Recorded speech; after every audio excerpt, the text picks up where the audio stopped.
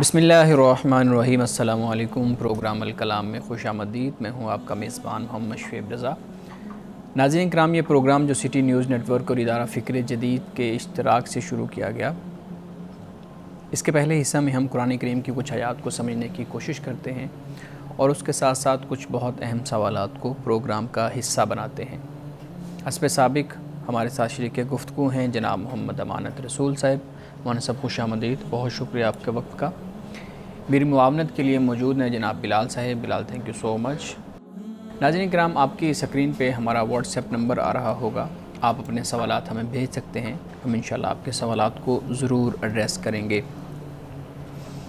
مولانا صاحب، قرآن کریم کی سورۃ الشعراء کا مطالعہ ہم کر رہے تھے جی، اور سورۃ الشعراء میں 104 نمبر آیت تک ہم نے اپنی گفتگو جو ہے نا وہ مکمل کر لی تھی۔ 105 نمبر آیت سے شروع کرنا ہے، لیکن اس سے پہلے کہ آپ 105 نمبر آیت سے اس کا مفہوم بیان کریں، ایک سوال 104 نمبر آیت سے متعلق ہے، میں آپ کے سامنے رکھتا ہوں۔ قرآن کریم کے آیت ہے وَإِنَّ رَبَّكَ لَهُوَ الْعَزِيزُ الرَّحِيمُ۔ قرآن کریم میں ہم اکثر پڑھتے ہیں، لفظ عزیز بھی پڑھتے ہیں، رحیم بھی پڑھتے ہیں، رحمان بھی پڑھتے ہیں، مطلب اس طرح کے تمام الفاظ ہم پڑھتے ہیں، لیکن پڑھ کے ہم ان کا مفہوم اس طریقے سے نہیں سمجھ پاتے اور ہم ان سارے الفاظ کو ایک ہی طرح کے مفہوم میں رکھ کے سمجھنے کی کوشش کرتے ہیں۔ آپ بیان کیجئے گا کہ اللہ رب العزت کے عزیز اور رحیم ہونے سے کیا مراد ہے، اور ان دو الفاظ کو یہاں پہ اکٹھے کیوں بیان کیا گیا؟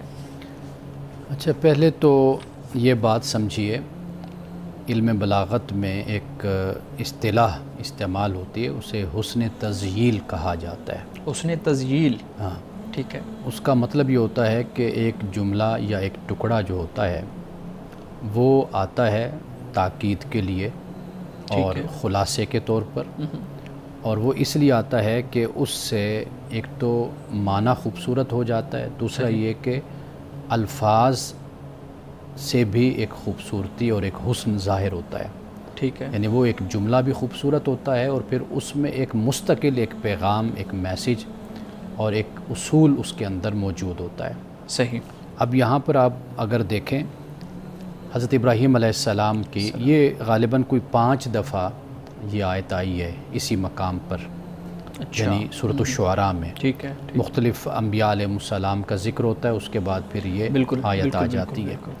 تو یہ حسن تزییل، یہ لفظ آپ یعنی ذہن میں تاکید کے لیے بھی اور بلاغت میں، لیے، ہاں، ٹھیک ہے، یعنی معنی کا حسن بھی ہوتا ہے اور ساتھ ساتھ اس کے یعنی ظاہری حسن بھی، جملے کا بھی اس میں موجود ہوتا ہے۔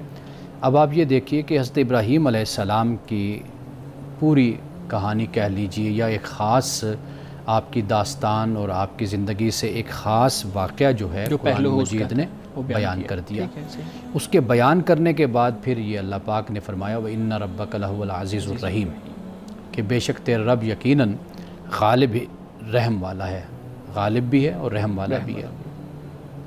آپ دیکھیے کہ دنیا میں لوگوں کو غلبہ حاصل ہوتا ہے نا، سلاطین کو، بادشاہوں کو اگر آپ دیکھیں تو ان کے غلبے میں، ان کی فتح میں رحم نہیں ہوتا، بالکل عدل نہیں ہوتا، ظلم ہوتا ہے، یعنی کہیں پر بھی زمین پر ان کا کسی قوم پر بھی غلبہ ہوگا تو وہ وہاں پر ظلم کریں گے، زیادتی کریں گے اور کھلیان، کھیت ان کو جلا دیں گے، درختوں کو کاٹ دیں گے، آبرو ریزی کریں گے خواتین کی، بوڑھوں کو قتل کرا دیں گے، بچوں کو قتل کر دیں گے، یعنی کہ ایک فاتحین کا ایک خوف ہمیں نظر آتا ہے جب ان کو غلبہ کسی انسان کو حاصل ہوتا ہے۔ تو اللہ سبحانہ و تعالیٰ کا جو غلبہ ہے نا وہ عدل کے ساتھ ہے، رحم کے ساتھ ہے، یعنی وہ ایسی ذات ہے کہ اس کو اس کائنات پر پورا اقتدار اور پورا غلبہ اس کو حاصل ہے، انسانوں پر حاصل ہے، لیکن اس کے اس غلبے میں کیا ہے؟ رحم ہے، رحمت موجود ہے۔ تو اس لیے 2 باتیں ہو گئی، ایک بات تو یہ کہ جو حسن تزییل میں نے کہا وہ بھی یہاں پر موجود ہے، صحیح، اور دوسرا آپ یہ دیکھیے کہ غلبہ اور پھر اس کے ساتھ رحمت کا بھی ذکر ہو گیا۔ اچھا، پھر اختتام میں جب میں ہمیشہ یہ کہتا ہوں کہ قرآن مجید میں اگر آپ دیکھیں تو اللہ سبحانہ و تعالیٰ اپنی صفات کا آخر میں ذکر ضرور کر دیتا ہے۔ تو وہ ذکر کرنے کا مقصد کیا ہوتا ہے؟ اس کا تعلق پھر جو ما قبل جو بات ہو رہی ہوتی ہے سیاق میں، اس کے پیش نظر پھر دیکھنا چاہیے کہ اللہ پاک نے اپنی اس صفت کو کیوں بیان کیا. صحیح. یعنی ایک تو یہ ہو گیا کہ جو بت ہیں بتا دیا کہ ان کی کوئی حیثیت نہیں ہے, اللہ تعالیٰ غالب ہے اور وہ تھا, غالب وہ ہے اور وہ غالب رہے گا. لیکن اس سے بالکل یہ نہیں تصور کرنا چاہیے کہ وہ رحم والا نہیں ہے. تو ساتھ یہ بھی بیان کر دیا کہ جو توبہ کرتا ہے پلٹ کر آئے گا تو اللہ سبحانہ و تعالیٰ رحم کرنے والا ہے. صحیح جی. 105 نمبر آیت.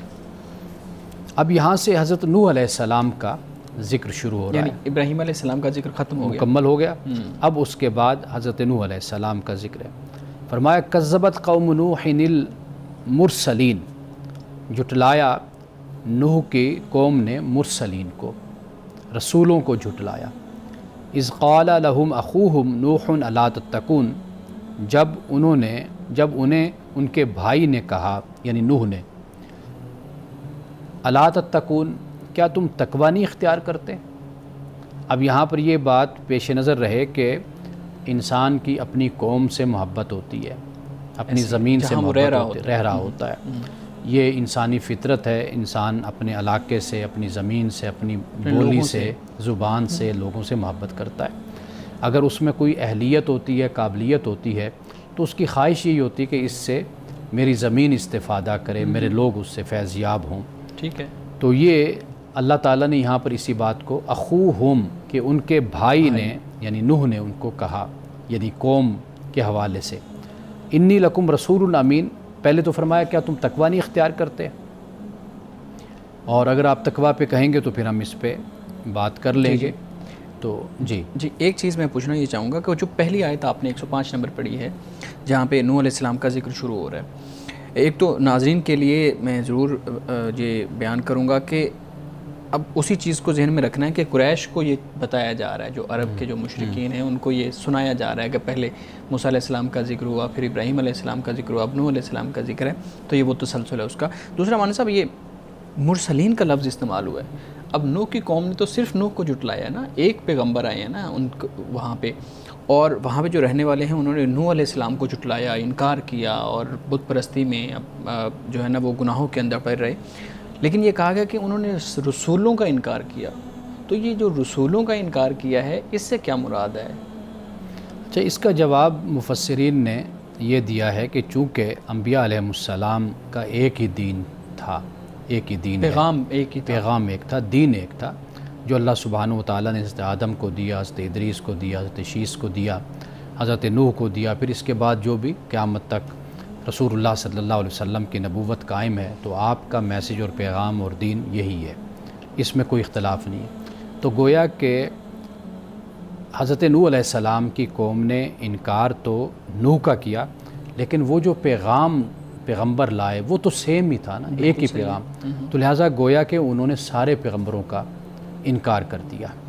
تو یہ بات یہاں پر بیان کی گئی ہے. جیسے کوئی کسی کے پاس کسی قاصد کو بھیجتا ہے تو وہ قاصد کا پیغام تو ایک ہی ہوتا ہے, ایمبیسڈر سفیر جو ہوتا ہے اس کا تو میسیج بھی ایک ہوتا ہے, اس کا مقصد بھی ایک ہوتا ہے. تو گویا کہ اگر کوئی اس کی خلاف ورزی کرے تو وہ گویا کہ ایک ریاست کے پورے نظم کی خلاف ورزی کر رہا ہوتا ہے. تو ہم پھر یہی کہیں گے نا کہ بھئی اس نے ایمبیسڈر جو بھی سفیر ہیں, جو اس کے نمائندے ہیں, قاصد ہیں, ان سب کا انہوں نے انکار کیا. صحیح. مولانا صاحب یہاں پہ ایک چیز میں آپ کے ساتھ شیئر کروں گا اور اس پہ آپ کی رائے بھی لینا چاہوں گا. ہمارے ہاں آج کے دور میں بھی اگر ہم دیکھیں تو کچھ ایسے مذاہب کے ماننے والے لوگ ہیں, میں یہاں پہ مینشن نہیں کروں گا, جو کہتے ہیں کہ ٹھیک ہے ہم مانتے ہیں خدا تعالیٰ نے پیغمبر بھیجے, رسول بھیجے, اور ہم بھی ایک رسول کے پیروکار ہیں, لیکن یہ جو محمد رسول اللہ صلی اللہ علیہ وآلہ وسلم کی نبوت کی اگر آپ بات کرتے ہیں تو ہمیں اپنی کتابوں کے اندر یہ چیز یعنی ان کی نبوت کے بارے میں, ان کے رسول ہونے کے بارے میں نہیں ملتا. تو اس لیے ہم اس سے جو پیچھے والے سارے رسول ہیں, پیغمبر ہیں, ان پہ تو یقین رکھتے ہیں, لیکن ان کا چونکہ ہماری کتابوں میں ابھی ہمیں نہیں ملتا, جو ابھی موجود ہیں, جو ہمارے پاس موجود ہیں, تو اس لیے پھر ہم ان کو پیغمبر نہیں مانتے. تو یہ جو ایکسکیوز ہے اس کی بنیاد پہ پھر ہم یہی والا حکم لگائیں گے کہ اگر انہوں نے ایک کا انکار کیا تو باقی پیچھے والے چاہے جتنے پہ بھی وہ یقین رکھ لیں وہ انکار ہی ہے. دیکھیے, رسول اللہ صلی اللہ علیہ وسلم کی نبوت, آپ کی رسالت, اب تو یہ بات تیقن کی حد تک اور تحقیق جو دنیا میں ہو چکی ہے، ہو رہی ہے، اس کی روشنی میں تو کوئی بھی اب اس بات کو جھٹلا نہیں سکتا کہ رسول اللہ صلی اللہ علیہ وسلم کا ذکر کتابوں میں نہیں ہے۔ اس کا تو کوئی انکار اب نہیں کر سکتا کہ آپ کا ذکر تورات میں، انجیل میں موجود ہے، اور کوشش بہت کی گئی اس کو مٹانے کی، مقامات کو تبدیل کرنے کی، اور لوگوں نے، علماء نے جو تاریخ کے ہیں، جو اہل کتاب ہیں یا کتابوں کا علم رکھنے والے ہیں، انہوں نے اس کی بھی کھوج لگا لی کہ پچھلی کتابوں کے نسخوں سے کہ یہ لفظ کیا تھا اور پھر اس کو کس طریقے سے بدل دیا گیا، تبدیل کر دیا گیا۔ جیسے مکہ ہے تو مکہ کو بکا بنا دیا گیا، اس کو بدل دیا گیا۔ ٹھیک ہے، اسی طرح صفا مروہ ہے تو اس کو بھی بدل دیا گیا۔ اچھا، بیت ایل تو بہت ہی عام لفظ ہے جو ہمیں کتابوں میں ملتا ہے، یعنی بیت سے مراد گھر ہے اور ایل سے مراد اللہ ہے، یعنی بیت اللہ۔ تو ایسے بہت سے نشانات مکۃ المکرمہ کے کہ جو گزشتہ کتابوں میں موجود تھے اور کوشش کی گئی کہ ان میں تبدیلی لائی جائے، جان بوجھ کے کوشش کی گئی، جان بوجھ کے ہی کوشش ہوتی ہے، تحریف جس کو ہم کہتے ہیں۔ تو وہ آپ اگر دیکھیں گے تو اس پر بڑی تحقیق اور بہت کام ہوا، لوگوں نے پھر اس کی بڑی کھوج لگائی ہے اور اس پر بڑا کام کیا ہے۔ تو لہٰذا آج کے دور میں تو اس کا انکار ممکن نہیں ہے کہ ہم یہ انکار کر سکیں کہ رسول اللہ صلی اللہ علیہ وسلم کے چونکہ شواہد اور ہمیں علامات گزشتہ کتابوں میں نہیں ملتی، تو لہٰذا ہم نے نہیں مانا، ہم نے انکار کیا ہے۔ بالکل صحیح، بالکل ٹھیک ہے۔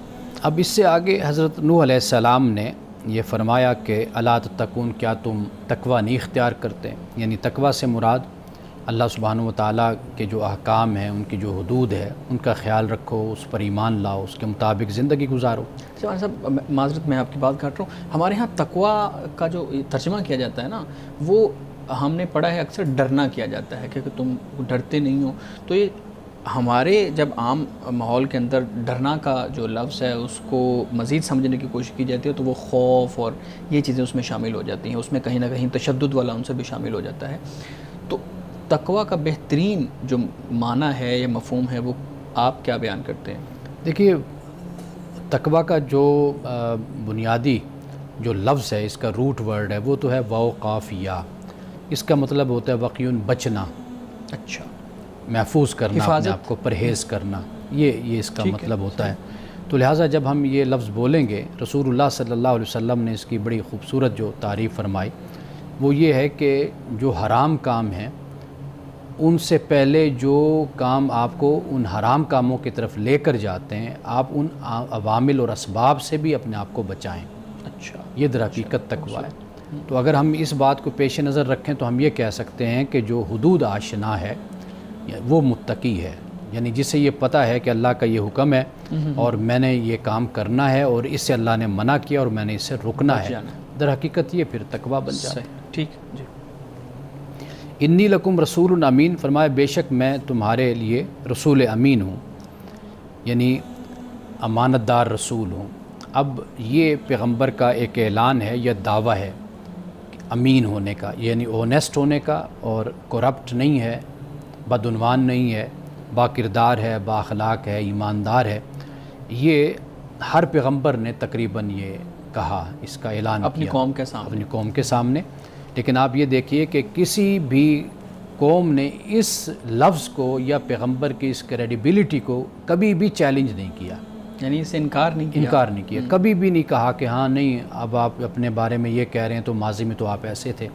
تو کسی پیغمبر کے، یعنی اس کی اگر کاروباری زندگی ہے، تجارت کی زندگی ہے، یا اس کی قبائلی اور سیاسی زندگی ہے، یا وہ اجتماعی معاملات میں شریک ہوتا رہا ہے، یا وہ لوگوں کے ساتھ لین دین کرتا رہا ہے اپنی زندگی میں، وعدہ وعید انسانی زندگی کا حصہ ہوتے ہیں، تو کہیں پر بھی کبھی ایک پیغمبر کے بارے میں بھی ہمیں نہیں ملتا۔ باقی باتیں کوئی کہتا رہا تو کہتا رہا، وہ اپنی جگہ پر، لیکن یہ ہے کہ اس بارے میں کوئی بھی الزام اور تہمت نہیں کوئی لگا سکا، کیونکہ پیغمبر ایک وقت ان لوگوں کے درمیان انہوں نے گزارا ہے اور پھر ایک وقت کے بعد وہ اس چیز کا اظہار کر رہے ہیں کہ میں اللہ تعالیٰ کا رسول ہوں۔ بالکل ایسے ہی، یعنی رسول اللہ صلی اللہ علیہ وسلم کے بارے میں آپ کی سیرت میں ہم پڑھتے ہیں کہ 40 سالہ جو عرصہ آپ کا بنتا ہے جب آپ نے اعلان نبوت فرمایا گزارا، جی، وہ سب آپ کو مانتے تھے کہ آپ صادق اور امین، اور یہ صادق امین لفظ ہے ہی اللہ کے پیغمبر کے لیے، سبحان یعنی غیر نبی غیر پیغمبر کے لیے یہ لفظ استعمال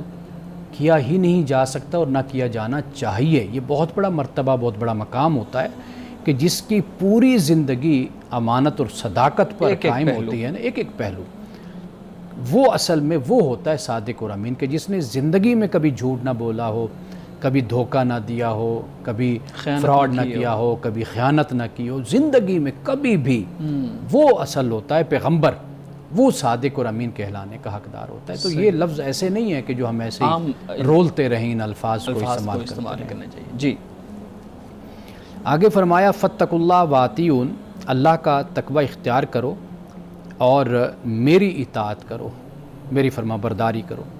کیوں میری فرما برداری کرو؟ اس لیے کہ میں اللہ کا نمائندہ ہوں، اللہ کا پیغمبر ہوں، پیغام ہی ہم تک پہنچا رہا ہوں۔ اب آگے فرمایا وما اسألکم علیہ من اجر ان اجر الا علی رب العالمین، کہ میں تم سے جو یہ میں دعوت اور تبلیغ کرتا ہوں اس پر تم سے کوئی میں اجر نہیں مانگتا، ان اجر الا علی رب العالمین، میرا جو اجر ہے وہ صرف اور صرف رب العالمین کے سپرد ہے۔ یعنی کیونکہ وہ جو لوگ تھے وہ یہ خیال کرتے تھے کہ شاید یہ کوئی کاروبار میں حصہ مانگتا ہے، تجارت کو اپنا مفاد ہوگا، کوئی بادشاہت چاہتا ہے، اور یہ کوئی جو ہمارے پاس جو کچھ وسائل ہیں، ذرائع ہیں جن پہ ہم نے قبضہ کیا ہوا ہے، یہ شاید ان پر چاہتا ہے میرا کوئی اختیار حاصل ہو جائے۔ جیسے رسول اللہ صلی اللہ علیہ وسلم کے بارے میں حضرت ابو طالب کے پاس گئے تھے نا رؤسائے قریش، کہا کہ بھئی اگر آپ کا بھتیجا عرب کی کسی خاتون سے شادی کرنا چاہتا ہے تو ہم شادی کروا دیتے ہیں، مال و دولت چاہتا ہے وہ دے دیتے ہیں، یا اقتدار چاہتا ہے تو اس کو اقتدار دے دیتے ہیں۔ تو یہ غلط فہمی ہوتی ہے، لوگ سمجھتے ہیں کہ پیغمبر صرف اس مقصد کے لیے کھڑا ہوتا ہے۔ تو یہ آپ نے حضرت نوح علیہ السلام نے یہ فرما دیا کہ میرا اجر میرے اللہ پر ہے، تو میں تم سے کوئی نہیں سوال کرتا۔ رسول اللہ صلی اللہ علیہ وسلم نے بھی اسی بات کا فرمایا، لیکن آپ نے فرمایا الا المودۃ فی القربہ، یعنی اس سے مراد کیا ہے؟ مراد یہ ہے کہ کم از کم اس رشتہ داری اور قرابت داری کا تو خیال کرو۔ میں تم سے اور تو کچھ نہیں مانگتا، کوئی سوال نہیں کرتا دعوت و تبلیغ پر، لیکن تم جو میری جان کے دشمن بن گئے ہو اور مجھے تم اذیت اور تکلیفیں دیتے ہو، تو تم بھول گئے کہ بھئی میں تمہارا کوئی رشتہ دار بھی ہوں، تم میرے رشتہ دار ہو، چلو اور کسی بات کا لحاظ اور شرم نہیں کرتے، اس رشتہ داری کا کم از کم اس رشتہ داری کا تو لحاظ کرو۔ اچھا پھر ایک اور مقام پر یہ فرمایا کہ وما انا من المتکلفین، کہ میں تم سے کوئی سی اجر کا سوال نہیں کرتا، اور یہ بھی یاد رکھو میں تکلف کرنے والوں میں سے نہیں ہوں۔ تکلف سے مراد یہ ہوتا ہے کہ انسان جو ہو وہ نظر نہ آئے، ظاہر داری جیسے ہوتی ہے نا، کہ جیسے ظاہر اور ہو، جیسے ہم یعنی جیب میں پیسے نہ ہوں لیکن دوسرے کو آفر کرا رہے ہوتے ہیں کہ آئیں آپ تشریف لائیں، تو حالت ہماری یہ ہوتی ہے کہ ہم کھلا نہیں سکتے، تو بندہ صاف بات ایک کہہ دیتا ہے کہ بھئی میرے پاس نہیں ہے کچھ، تو بجائے اس کے کہ پھر جب اگر دوسرا کہہ دے کہ جی ہاں جی ٹھیک ہے راضی ہو جائے تو پھر انسان پریشان ہو جائے، بالکل، تو پھر بھاگتا پھر رہا ہوتا ہے کیا کرے۔ تو تکلف اصل میں یہ ہوتا ہے کہ ظاہر میں آپ اپنے آپ کو بڑا کچھ دکھائیں، دوسرے کے لیے بڑی محبت ہے اور دوسرے کے لیے بڑی آپ دوستی دکھا رہے ہیں، لیکن آپ ایسے اندر سے نہیں، عملی طور پہ وہ نہیں ہیں، آپ اندر سے ایسے نہیں ہیں، باطن سے، تو یہ تکلف ہے۔ تو اللہ کے رسول صلی اللہ علیہ وسلم نے قرآن پاک نے یہ کہا کہ آپ یہ کہیے کہ بھائی میں آپ سے کسی قسم کا اس پر اجر کا سوال نہیں کرتا، کوئی تقاضا نہیں ہے، اور یہ بات بھی یاد رکھیے میں دل سے کہہ رہا ہوں، یعنی یہ نہ خیال کیجئے گا کہ میں اوپر سے یہ بات کہہ رہا ہوں، تو یہ میں دل سے آپ سے کہہ رہا ہوں کہ مجھے اس پر کوئی اجر اور آپ سے کوئی مجھے اس سے ریوارڈ نہیں چاہیے آپ سے۔ اچھا ہم جب اس آیت کو دیکھتے ہیں تو میرے ذہن میں یہ چیز آ رہی تھی کہ جو ذاتی مفاد کی قربانی ہوتی ہے وہ انسان کے مخلص ہونے کی ایک طرح سے نشانی قرآن اس کو بیان کر رہا ہے، کہ جو ذاتی مفاد ہیں اگر وہ کسی معاملے کے اندر نہیں آ رہے تو اس کا مطلب ہے کہ انسان مخلص ہے، وہ ایک کاز کے لیے، وہ ایک خاص مقصد کے لیے کوشش کر رہا ہے۔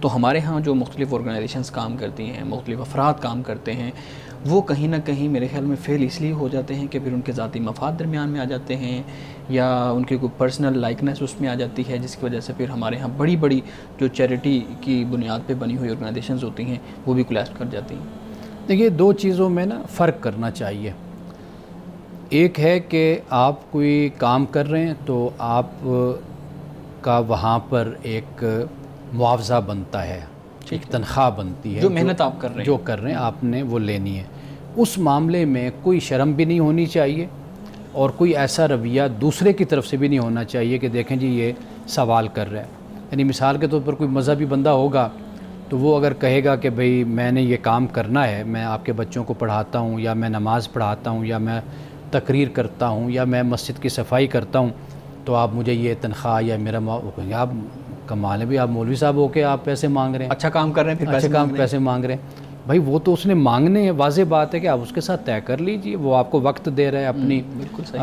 صلاحیت لگا رہا ہے اس کام پہ اور محنت کر رہا ہے، تو آپ اس کو اس کا معاوضہ دیجئے. ہاں اس کے علاوہ جو چیز ہوتی ہے وہ پھر نہیں، اس کا تقاضا ہونا چاہیے. تنخواہ کم از کم اتنی اچھی ہونی چاہیے کہ وہ خود ہی بے نیاز ہو جائے، اس کا زندگی کا جو گزارا ہے وہ اچھا ہو جائے. ہمارا جو طریقہ ہے نا بدقسمتی سے وہ یہ ہے کہ ہم تنخواہ صحیح طریقے سے نہیں دیتے، صدقہ بہت دیتے ہیں.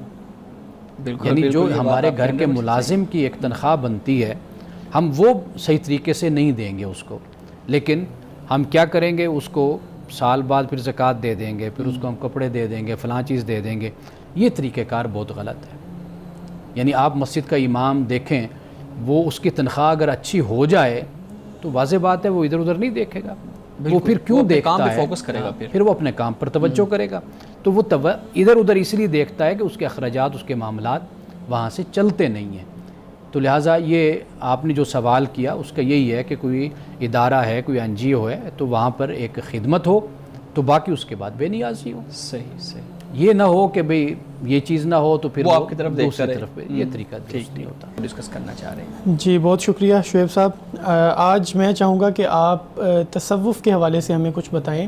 سب سے پہلے تو یہ بتائیے گا کہ بنیادی طور پر تصوف ہے کیا، کسے کہا جاتا ہے؟ صوفیاء کے ہاں علم تصوف، آپ اس کو علم تصوف کہہ لیجئے. جی. تو صوفیاء کے ہاں تصوف کا جو مقصد ہے وہ ہے تزکیہ نفس، تطہیر نفس، جی، اور اخلاق کو بہتر کرنا، حسن اخلاق. یہ تعلیمات تصوف میں شروع میں جب آغاز ہوتا ہے، ہم دیکھتے ہیں ابتدا میں، تو ہمیں یہ اس کی تعریف ہمیں ملتی ہے. ویسے بھی جب ہم تصوف کا لفظ استعمال کرتے ہیں تو جیسے صافی لفظ استعمال ہم کرتے ہیں، صاف کرنا، صفا، تو اس کا مطلب ہی یہی لیا گیا کہ بھئی اس سے مراد یہی ہے کہ انسان کا تزکیہ نفس ہو، انسان کی تطہیر ہو، انسان کی پاکیزگی. تو وہ جو آپ نے تقویٰ کی تعریف بیان کی ابھی تھوڑی دیر پہلے، تو یہ تقویٰ اور تصوف جو ہے پھر تو ہمیں لگ رہا ہے کہ بہت ساری سملیرٹیز ہیں کہ صوفی وہی شخص ہوگا جس میں تقویٰ ہوگا، یا جس میں تقویٰ ہے وہ صوفی بھی ہو سکتا ہے. دیکھیے وہ جو اصطلاح ہے اس کو اگر آپ پیش نظر رکھیے تو آپ یہ کہہ سکتے ہیں کہ بھئی جو متقی ہے وہ صوفیاء کے ہاں یا علم تصوف میں ہم اس کو صوفی کہہ سکتے ہیں. تو تقویٰ تو کوئی امیر شخص بھی اختیار کر سکتا ہے. ویسے تو ہمارے ہاں ایک جب متقی کا بھی لفظ ذہن میں آتا ہے تو امیر بندہ تو ذہن میں نہیں آتا. اسی طرح سے صوفیاء کا کانسیپٹ بھی جب مائنڈ میں آتا ہے تو یوں لگتا ہے کہ جیسے غربت ہے، غریبی ہے، یا پھر بغیر گھر کے، بغیر چھت کے لوگ بیٹھے ہوئے ہیں، انہوں نے کپڑے بھی اس طرح کے نہیں پہنے ہوئے. تو یہ کانسیپٹ پھر کیوں ذہن میں آتا ہے؟ رہبانیت والا ماحول ہے. جی اصل یہ ہے کہ جب تصوف مختلف خطوں میں گیا تو وہاں پر پہلے سے ہی کچھ نہ کچھ باطنی حوالے سے کچھ ایکسرسائز تھی، کچھ ریاضت تھی، اور کچھ عبادات تھی، کچھ اذکار تھے. ہاں کچھ اذکار تھے، کچھ اس طرح کے معاملات چل رہے تھے. جی. تو وہاں پر جب تزکیہ نفس کے لیے، تطہیر نفس کے لیے، یا اللہ تعالیٰ کے قرب اور خدا کے قرب اور بھگوان کی قربت کے لیے، تو وہاں پر جب ایسے اعمال دیکھے گئے تو ان کو پھر بعض صوفیوں نے اختیار کیا. وہ پھر ایک پرسیپشن، ایک تاثر ہمارے ہاں یہی بن گیا کہ جو دنیا سے دور رہتا ہے، کپڑے اس کے سادہ ہوتے ہیں، دنیا میں اس کی کوئی دلچسپی نہیں ہوتی، وہ بالکل ایک جسے کہتے ہیں کہ یہ انڈیا میں، ہمارے ہاں ہندوستان میں ایک خاص جو حیت ہوتی ہے، شکل ہوتی ہے، گیٹ اپ ہوتا ہے، اس کے بارے میں یہ کہا جاتا ہے کہ یہ صوفی بن گیا. تو لہٰذا یہ جو خطوں کا اثر ہوتا ہے، مثال کے طور پر ایران کا تصوف دیکھیں گے تو آپ کو بالکل ایک جدا نظر آئے گا فارس کا. آپ ہندوستان میں آئیں گے تو یہاں پر آپ کو بالکل جدا نظر آئے گا. آپ انڈونیشیا چلے جائیں گے تو وہاں پر آپ کو بالکل ایک دوسری صورت نظر آئے گی. تو اگر تصوف کو اس انداز سے دیکھیے کہ جس طریقے سے پہلے متقدمین صوفیاء ہمیں نظر آتے ہیں، تو وہاں پر تو اس طرح کا کوئی معاملہ نظر نہیں آتا. تو یہ متاخرین کے یہ بعد میں متاخرین بھی کہہ لیجیے یا جنہوں نے اثرات قبول کیے دوسری تہذیبوں کے, دوسری تہذیبوں کے, ثقافتوں کے اور دوسرے مذاہب کے, اور ان مذاہب کے اندر جو تزکیہ نفس کے اور قربت خداوندی کی جو طریقے رائج تھے, جس طرح وہ درخت کے ساتھ لٹک جانا یا پانی میں کھڑے ہو جانا, یا کپڑے جو ان سے ہیں وہ بالکل ہی جیسے میں نے کہا کہ سادہ کپڑے پہننا, یا ایک دھوتی تہبند ٹائپ کوئی پہن لینا, اپنے آپ کو ننگا رکھنا, یہ پھر بعد میں یہ چیزیں پیدا ہوئی. لیکن ہم پہلے دور میں دیکھتے ہیں کہ وہ بہت اچھا وقت گزارتے تھے وہ لوگ. یعنی حضرت شیخ عبد القادر جیلانی رحمۃ اللہ تعالیٰ علیہ کو اگر آپ دیکھ لیجئے, ان کا لباس اور ان کا رہن سہن وہ بہت ہی لیکن ہمیں مطلب ان کی بھی اب جو تصاویر ہیں وہ ظاہر ہے وہ تو نہیں ہے, لیکن جو پورٹریز کی جاتی ہیں ہم دیکھتے ہیں دکانوں پہ یا درباروں پہ ایون جائیں تو ان کے باہر دکانیں جو ہیں وہاں پہ لگی ہوتی ہیں.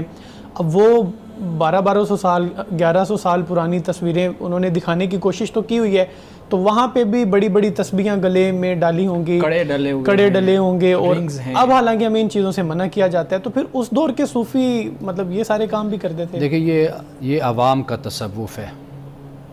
عوام کا طریقہ کار یہی ہوتا ہے کہ جو ان کے عقائد ہوتے ہیں مسلکی اور فرقہ وارانہ, جو ان کے ہاں ایک عمل ہو رہا ہوتا ہے, عرسوں پر ہوتا ہے یا کوئی اور مواقع پر ہوتا ہے, جو چیزیں وہ وہاں پر دیکھتے ہیں اسی طرز کی چیزیں وہ بناتے ہیں. باقی جو یہ ہے یہ کاروبار ہے, تجارت ہے, انہوں نے اپنی چیز کو بیچنا ہے, تو وہ ایسی چیز بنا کر لوگوں کو دیں گے, دکھائیں گے کہ جس میں لوگوں کے اٹریکشن ہو, متوجہ ہوں, اور لوگ یہ سمجھیں کہ یہ بہت بڑے بزرگ ہیں. آپ کو پتہ ہے بزرگوں کی نشانی یہی رہ گئی ہے کہ ان کے چہرے پر نور ہونا چاہیے, اور ان کی دستار بڑی ہونی چاہیے, اور ان کے جبہ ہونا چاہیے, کوئی ہاتھ میں تسبیح ہونی چاہیے. تو یہ نشانیاں ہیں, ظاہر کی نشانیاں ہیں. اس کا نہ اسلام سے کوئی تعلق ہے نہ تصوف کا کوئی تعلق ہے. یہ سوال تھوڑا سا کانٹیکس سے ہٹ کے ہے, لیکن کیا ان بزرگوں کی تصاویر کو ہم برکت کے حصول کے لیے رکھ سکتے ہیں دکانوں میں, گاڑی میں, گھر میں, ان جگہوں پہ؟ برکت کا تو مجھے تصور سمجھ نہیں آتا کہ یہ برکت سے کیا مراد ہوتا ہے. برکت تو در حقیقت آپ کے اعمال ہوتے ہیں, آپ کے عقائد ہوتے ہیں, آپ کے اچھے کام ہوتے ہیں, آپ کی ایمانداری, آپ کی شرافت ہوتی ہے, اس کی برکت ہوتی ہے. جب آپ اللہ کی حدود سے باہر نکلیں گے تو برکت ختم ہو جائے گی. یعنی پھر معاشرے میں فساد ہوتا ہے, ظلم ہوتا ہے, عدوان ہوتا ہے, زیادتی ہوتی ہے. برکت تو نیک کاموں کے ساتھ وابستہ ہے. اب لوگوں نے قرآن مجید گھر میں رکھے ہوتے ہیں اور وہ اوپر الماری میں رکھے ہوتے ہیں, اور کبھی شاید وہ اٹھا کر پڑھتے بھی ہوں, تو اب برکت یہ تو نہیں ہے نا کہ قرآن کو آپ اوپر رکھ دیں, بلکہ اس طریقے سے قرآن مجید کو رکھنا یہ تو زیادہ مطلب ہے کہ گناہ کا باعث بنتا ہے کہ اللہ کی کتاب موجود ہے, پھر آپ اس کو پڑھتے نہیں ہیں, اس کو سمجھتے نہیں, آپ اس پر عمل نہیں کرتے, تو باقی ان تصاویر سے کوئی برکت نہیں حاصل. اس کا مطلب یہ صرف خوبصورتی کے لیے ہے برکت, ان سے آپ کے نزدیک لوگوں کو بس اٹریکٹ کرنے کے لیے, متوجہ کرنے کے لیے. بزرگ چلے گئے, بزرگ چلے گئے, وہ اب سامنے نہیں ہیں. اب کسی نہ کسی طریقے سے لوگوں کی جو عقیدت اور محبت ہے اس کو کسی طریقے سے کیش تو کرانا ہے نا, استعمال تو کرنا ہے, وہ پھر اس طریقے سے استعمال کر لیتے ہیں. بہت سے لوگ یہ کہتے ہیں کہ جو تصوف ہے یہ ایک ہمارے ہاں دین کے اندر ہی ایک متوازی دین کے طور پہ چیز شروع کی گئی ہے, پورا کانسیپٹ ہے. جس طریقے سے ہمارے ہاں مذہب کا پورا ایک تصور ہے, نظریہ ہے, اسی طریقے سے تصوف بھی بالکل ایک الگ مذہب کے طور پہ ہمارے سامنے آیا ہے. اس پہ آپ کی کیا رائے ہے؟ دیکھیے دو باتیں ہیں, علامہ اقبال نے بھی اس کو کافی جگہ پہ ڈسکس کیا ہے. ایک ہے تصوف کی اخلاقی تعلیم, تزکیہ کی تعلیم, وہ بالکل علیحدہ ہے. اور تصوف کے جو فلسفیانہ ابحاث ہے, کلامی ابحاث ہے, ان سے اختلاف کیا جا سکتا ہے, وہ علم کی دنیا ہے. یہ بھی یاد رکھیے کہ جو پہلے صوفی تھے نا وہ بڑے عالم ہوا کرتے تھے, وہ جاہل نہیں ہوتے تھے. اور ابن عربی کو آپ دیکھ لیں, آپ اس کے علاوہ حضرت شیخ عبد القادر جیلانی کو دیکھ لیں, آپ شہاب الدین سہروردی کو دیکھ لیں, آپ اور بڑے حضرت سید علی حجویری رحمۃ اللہ تعالیٰ علیہ, المعروف داتا صاحب, آپ ان کو دیکھ لیں. یہ بہت بڑے عالم تھے یہ لوگ. تو علمی دنیا میں پھر اختلافات ہوتے رہتے ہیں. آپ ان کی کتابوں پر بھی اعتراض کر سکتے ہیں, سوالات اٹھا سکتے ہیں, اس کا دروازہ ہمیشہ کھلا رہتا ہے. علم کے انداز میں آپ اختلاف بھی کرتے ہیں اور آپ بحث بھی کرتے ہیں. صحیح. ایک سوال آپ کے سامنے رکھتا ہوں, پھر بلال صاحب آپ کے سوالات لیتے ہیں.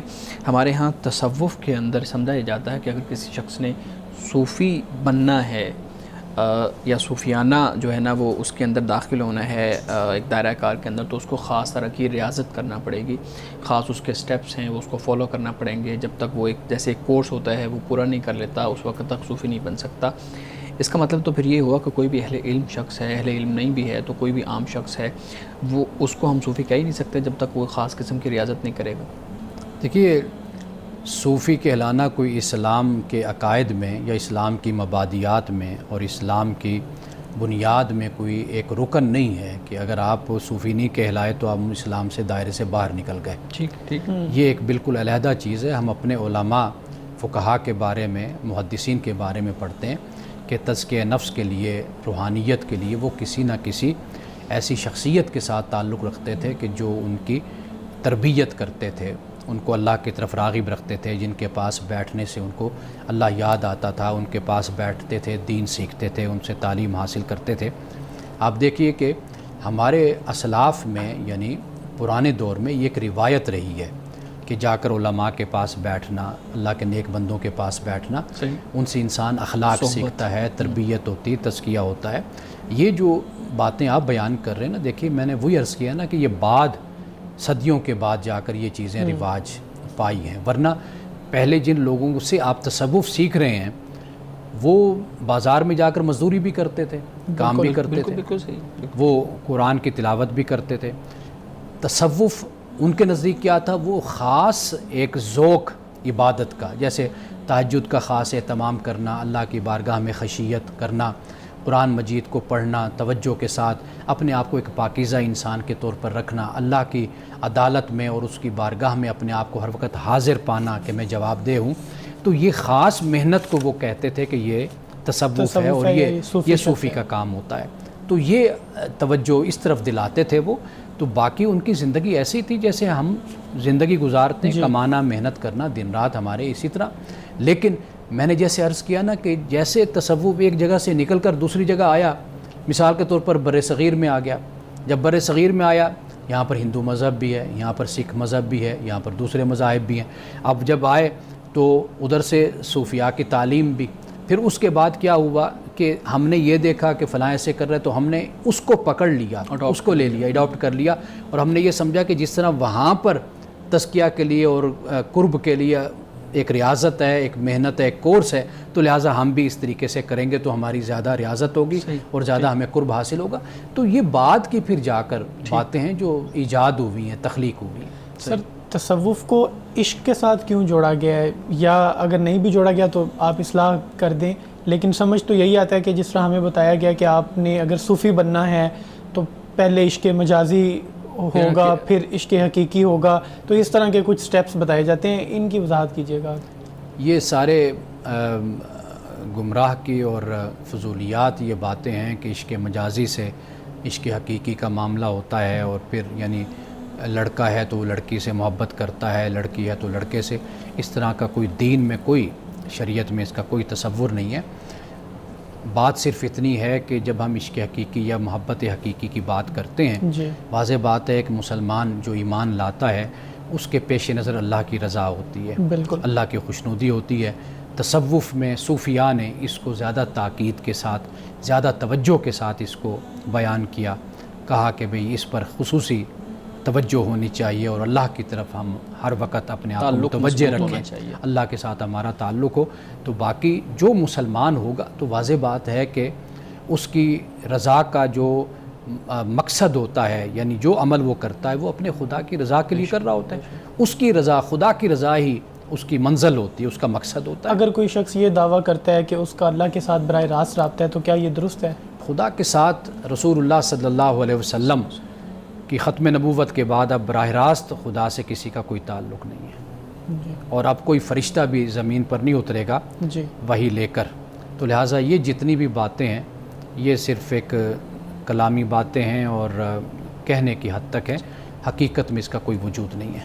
وہاں صاحب حدیث مبارکہ بیان کیجیے گا. سیدہ عائشہ صدیقہ رضی اللہ تعالی عنہا سے روایت ہے، آپ فرماتی ہیں کہ رسول اللہ نے فرمایا کہ سب سے زیادہ بابرکت نکاح وہ ہے کہ جس میں کم سے کم مصارف ہوں، یعنی کم سے کم اخراجات ہوں. فرمایا کہ وہ نکاح برکت والا ہوتا ہے. کیوں؟